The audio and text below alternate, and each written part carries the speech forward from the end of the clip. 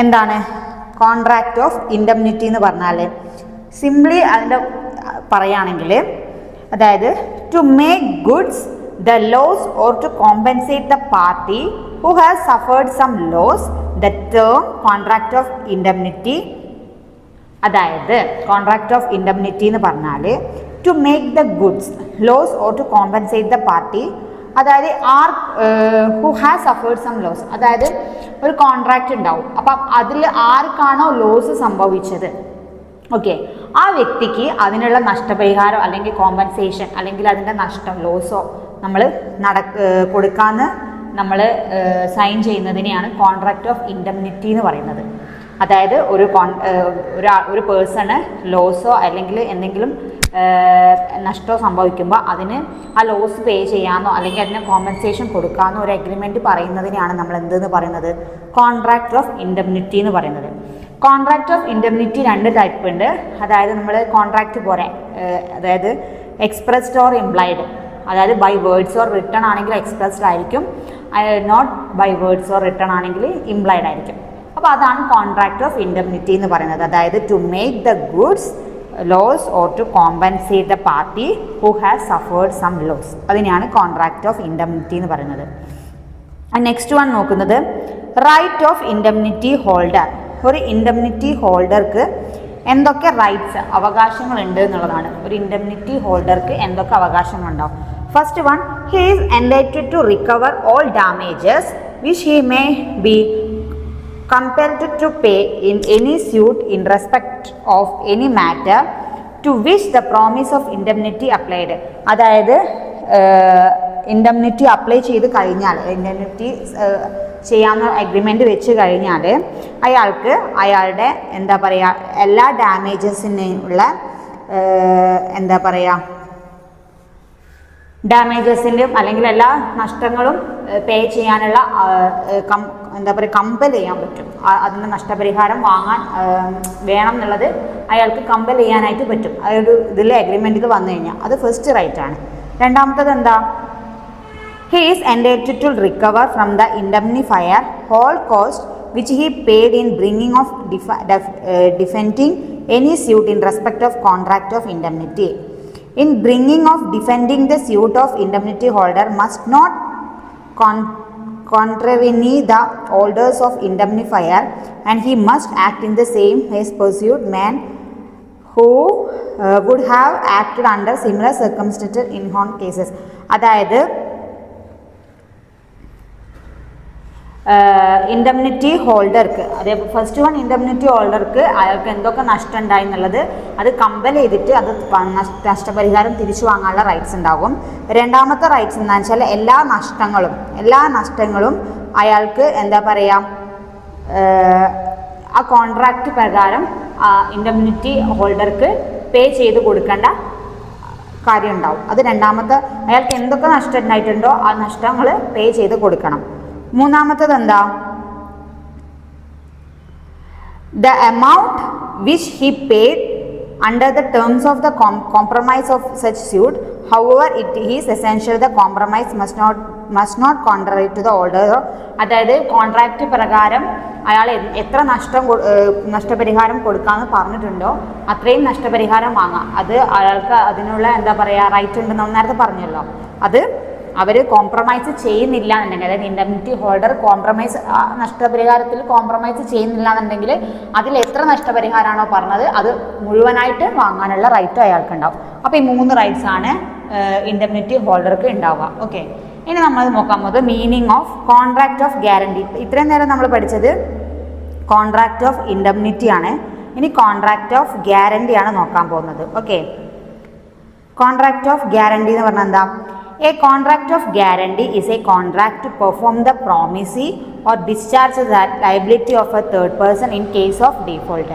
അതായത് contract of guarantee എന്ന് പറഞ്ഞാൽ ഒരു കോൺട്രാക്റ്റ് ആണ്. എന്ത്? To perform the promise or discharge the liability. ഒന്നെങ്കിൽ അതിലെ പ്രോമിസ് അല്ലെങ്കിൽ അതിൽ എന്താണോ നമ്മൾ ഒരു കോൺട്രാക്റ്റിൽ സൈൻ ചെയ്തത് അത് പെർഫോം ചെയ്യാനുള്ള പ്രോമിസ്, അതല്ല എന്നുണ്ടെങ്കിൽ ആ അതിലുള്ള ലയബിലിറ്റിന്ന് ഒരു തേർഡ് പേഴ്സണിൻ്റെ സഹായത്തോടെ അല്ലെങ്കിൽ അതിലെ ലയബിലിറ്റിന്ന് ഡിസ്ചാർജ് ചെയ്യാം എന്നുള്ളത് എന്നുള്ളതും ഇത് രണ്ടും കൂടി ചേർന്ന ഒരു കോൺട്രാക്റ്റിനാണ് കോൺട്രാക്ട് ഓഫ് ഗ്യാരണ്ടി എന്ന് പറയുന്നത്. Either he has to perform, ഒന്നെങ്കിൽ അയാൾക്കത് പെർഫോം ചെയ്യാം, അതല്ലാന്നുണ്ടെങ്കിൽ തേർഡ് പാർട്ടീൻ്റെ ഒരു ഡിഫോൾട്ടിൽ നമുക്ക് എന്ത് ചെയ്യാം, ആ കോൺട്രാക്റ്റിൽ നിന്ന് ഡിസ്ചാർജ് ചെയ്തിട്ട് പോകാം. ഡിസ്ചാർജ് ചെയ്യാന്ന് പറഞ്ഞാൽ അറിയാലോ, വിട്ടു നിൽക്കാം. ഓക്കെ, അതിനുള്ള ഒരു കോൺട്രാക്റ്റിനെയാണ് നമ്മൾ കോൺട്രാക്ട് ഓഫ് ഗ്യാരണ്ടി എന്ന് പറയുന്നത്. ഇൻഡെംനിറ്റി എന്ന് പറഞ്ഞാൽ ലാഭമാണോ നഷ്ടമാണോ എത്രയാണോ അത് കൊടുക്കുക എന്നുള്ളതൊരു കോൺട്രാക്റ്റിൽ വരുന്നതാണ് contract of indemnity. Contract of guarantee എന്ന് പറഞ്ഞാൽ ഒന്നുകിൽ ഇത് പെർഫോം ചെയ്യാം, അല്ലെങ്കിൽ ഒരു തേർഡ് പാർട്ടി ഡിഫോൾട്ടിൽ നമുക്കത് വിട്ടു നിൽക്കാം എന്നുള്ളതിൻ്റെ ഒരു കോൺട്രാക്റ്റിനെയാണ് കോൺട്രാക്ട് ഓഫ് ഗ്യാരണ്ടി എന്ന് പറയുന്നത്. ഓക്കെ, ഇനി നമുക്ക് ഡിഫറൻസ് നോക്കാം. ഈ കോൺട്രാക്ട് ഓഫ് ഇൻഡെംനിറ്റിയും കോൺട്രാക്ട് ഓഫ് ഗ്യാരണ്ടിയും തമ്മിലുള്ള ഡിഫറൻസ്. അതിൽ ഫസ്റ്റ് ഡിഫറൻസ് എന്താ? In a contract of indemnity there are only two parties, indemnifier and ഇൻഡെംനിഫൈഡ്.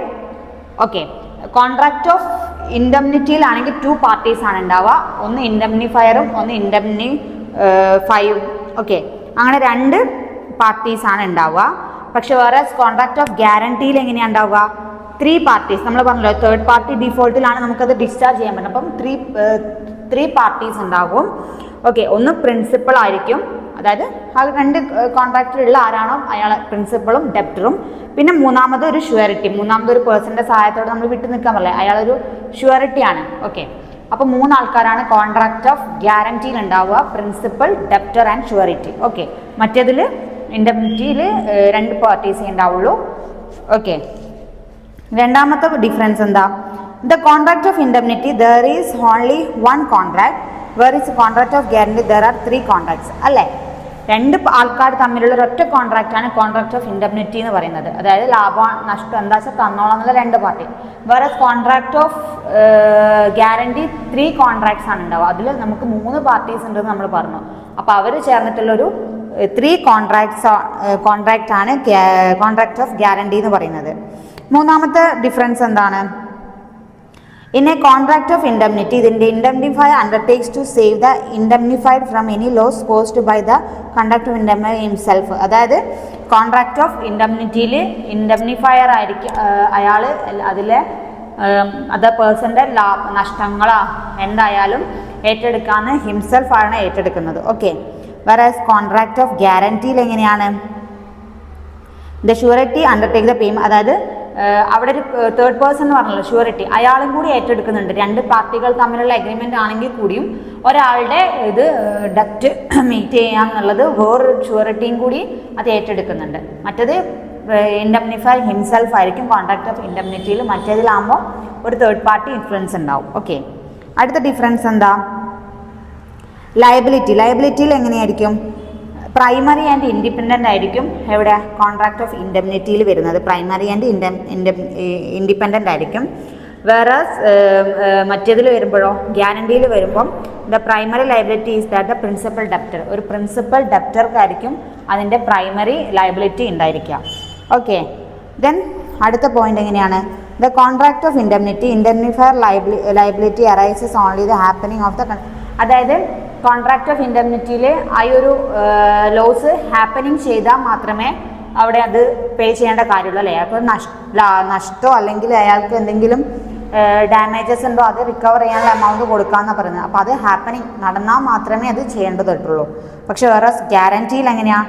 അതിൽ ഓൾറെഡി ഒരു എഗ്രിമെൻ്റ് ആയിരിക്കും രണ്ട് ആൾക്കാർ തമ്മിലുള്ള, അപ്പോൾ അത് ഹാപ്പൻ ആയിട്ടുള്ളതായി ഇവൻ്റ് ആയിരിക്കും. ഓക്കെ, അപ്പോൾ അത് തേർഡ് പാർട്ടീൻ്റെ ഹെൽപ്പോട് കൂടി നമുക്ക് ഒരാൾക്ക് ഡിസ്ചാർജ് ചെയ്ത് പോകാമെന്നുള്ളതേ ഉള്ളൂ. പക്ഷെ അത് എന്തായാലും പേ ചെയ്യേണ്ട ഒരു എമൗണ്ട് ആയിരിക്കും. ഓക്കെ, പിന്നെന്താ? കോൺട്രാക്ട് ഓഫ് ഗ്യാരണ്ടിയിൽ the principal debtor fails to pay and the surety discharge his ഡെപ്റ്റ്. അതായത് ഒരു പ്രിൻസിപ്പൽ ഡെപ്റ്റർ ഗ്യാരണ്ടീൻ്റെ കേസിൽ അയാൾ എമൗണ്ട് പേ ചെയ്യാൻ ഫെയിൽ ആവുകയാണെങ്കിൽ ഷ്യൂരിറ്റി ആ എമൗണ്ട് പേ ചെയ്യും. പക്ഷേ കോൺട്രാക്ട് ഓഫ് ഇൻഡെംനിറ്റിയിൽ എങ്ങനെയാണ് വരുന്നത്? The indemnifier cannot sue the favour, there is no such, അതായത് അവിടെ ഒരു എന്താ പറയുക ഫേവറും കാര്യങ്ങളും ഒന്നുമില്ല. അയാൾ ഹിംസെൽഫ് തന്നെ ആ അതിലുള്ള ഡാമേജസോ ലോസസോ എന്താ വെച്ചാൽ അത് പേ ചെയ്യണം.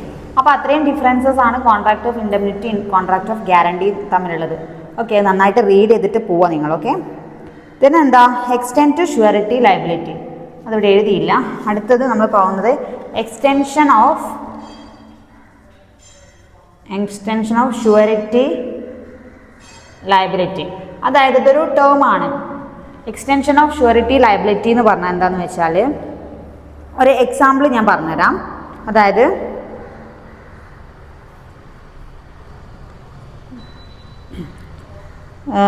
എക്സ്റ്റെൻഷൻ ഓഫ് ഷ്യൂരിറ്റി ലയബിലിറ്റി എന്ന് പറഞ്ഞാൽ A guarantees to B the pay of bill of exchange by C the acceptor. അതായത് എ ബിക്ക് ഒരു പണം കൊടുക്കാമെന്ന് എഗ്രിമെൻ്റ് ചെയ്യുന്നു, ഒരു ബിൽ ഓഫ് എക്സ്ചേഞ്ച് വെക്കുന്നു സി ആയിട്ട്. അതായത് സി മുഖാന്തരമായിരിക്കും ബിക്ക് പണം കൊടുക്കാമെന്ന് എന്താ പറയുക, ഒരു ബിൽ ഓഫ് എക്സ്ചേഞ്ച് ഉണ്ടാക്കുകയാണ്. അവിടെ സി എന്ന് പറയുന്നതാണ് ആക്സെപ്റ്റർ. ഓക്കെ, സോറി, സിക്ക് പണം നൽകാമെന്ന് എയും ബിയും കൂടി ഒരു കോൺട്രാക്ട് ബിൽ ഓഫ് എക്സ്ചേഞ്ച് ഉണ്ടാക്കുകയാണ്. പക്ഷെ ഡ്യൂ ഡേറ്റ് ആവുന്ന സമയത്ത് ബിൽ ഈസ് ഡിസോണർഡ്. ആ ബില്ല് ഡ്യൂ ഡേറ്റ് ആവുന്ന സമയത്ത് പേ ചെയ്തില്ല, അത് ഡിസോണർ ആയി പോകും. ഓക്കെ, അതാർക്കാണ് ഡിസോണർ ആയി പോകുന്നത്? സിക്കാണ് പണം കൊടുക്കാനുള്ളത്. ഓക്കെ, അപ്പോൾ എന്താ സംഭവിക്കുന്നത് വെച്ചാൽ A is liable not only for the amount of the bill but also for any interest and charges. അതായത് അപ്പം എ എന്ത് ചെയ്യും? അപ്പോൾ ആ സമയത്ത് എക്ക് അയാളെ ബില്ലിലുള്ള ക്യാഷ് മാത്രമല്ല, അതിന് പുറമെ ഒരു ഇൻട്രസ്റ്റും കൂടി നൽകേണ്ട അവസ്ഥ വരും.